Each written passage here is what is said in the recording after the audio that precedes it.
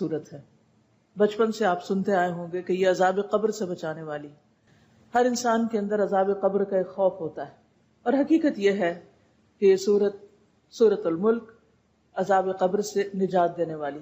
جب فرشتے قبر میں سوال کریں گے تو اس وقت یہ اپنے پڑھنے والے کے لیے جھگڑا کرے گی، اس کا دفاع کرے گی.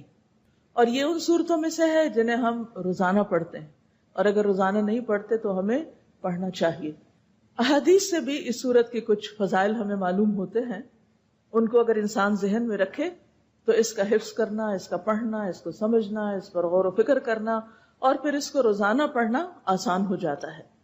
مسند احمد کی روایت میں اسے سفارش کرنے والی صورت بتایا گیا. آپ صلی اللہ علیہ وسلم نے فرمایا، اللہ کی کتاب میں ایک صورت ہے جس میں صرف 30 آیات ہیں. یہ آدمی کی سفارش کرے گی یہاں تک کہ اس کو بخش دیا جائے گا، یعنی جو اسے پڑھے گا اس کے لیے یہ سفارش کرے گی. ایک اور روایت میں ہے، قرآن مجید میں ایک صورت ہے جو اپنے پڑھنے والے کی طرف سے جھگڑا کرے گی یہاں تک کہ اسے جنت میں داخل کروائے. نبی صلی اللہ علیہ وسلم نے فرمایا، بے شک 30 آیات پر مشتمل ایک صورت قرآن میں ایسی ہے جس نے ایک آدمی کے حق میں سفارش کی حتیٰ کہ اس کی بخشش ہو گئی، اور وہ صورت تبارک الذی بیدہ الملک ہے.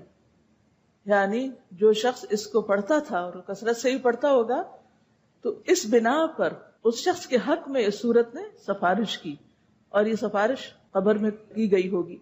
اسی طرح نبی صلی اللہ علیہ وسلم نے فرمایا، سلسلہ صحیحہ کی حدیث ہے کہ سورت تبارک یعنی الملک عذاب قبر سے بچانے والی ہے. نبی صلی اللہ علیہ وسلم کا معمول تھا کہ وہ اس سورت کو پڑھے بغیر سوتے نہیں تھے. سلسلہ صحیحہ کی حدیث میں آتا ہے، نبی صلی اللہ علیہ وسلم اس وقت تک نہیں سوتے تھے جب تک سورت السجدہ یعنی الف لام میم التنزیل اور تبارک الذی بیدہ الملک نہ پڑھ لیتے. یعنی یہ آپ کے روزانہ کے معمولات میں سے تھی، اور اس سورت کا پڑھنا بہترین کاموں میں سے ایک کام ہے. عبداللہ بن مسعود سے مروی ہے کہ جس نے ہر رات تبارک الذی بیدہ الملک پڑھی تو اللہ عز و جل اس بندے کو قبر کے عذاب سے محفوظ رکھے گا. اور رسول اللہ صلی اللہ علیہ وسلم کے زمانے میں ہم اس کو المانع کہتے تھے. بے شک یہ اللہ عز و جل کی کتاب کی ایک صورت ہے کہ جس نے ایک رات میں اسے پڑھا اس نے بہت زیادہ پڑھا اور بہت اچھا کیا. یعنی دن کے مقابلے میں بھی اس کو رات کے وقت پڑھنا، خصوصاً سونے سے پہلے پڑھ لینا. اور سونے سے پہلے ضروری نہیں کہ بستر پر لیٹ کر ہی پڑھی جائے، اس سے پہلے بھی آپ پڑھ سکتے ہیں. آپ عشاء کی نماز میں پڑھ سکتے ہیں، عشاء کی نماز کے بعد بیٹھ کے پڑھ سکتے ہیں، کیونکہ رات کا آغاز تو ہو جاتا ہے مغرب کے بعد ہی. تو بعض اوقات یہ کہ اگر بستر پہ آپ پڑھنے لگتے ہیں تو آدھی ہی پڑھی جاتی، پھر نیند آ جاتی، سو جاتے ہیں. اس وجہ سے اس کو عشاء کے بعد کسی بھی وقت آپ پڑھ سکتے ہیں.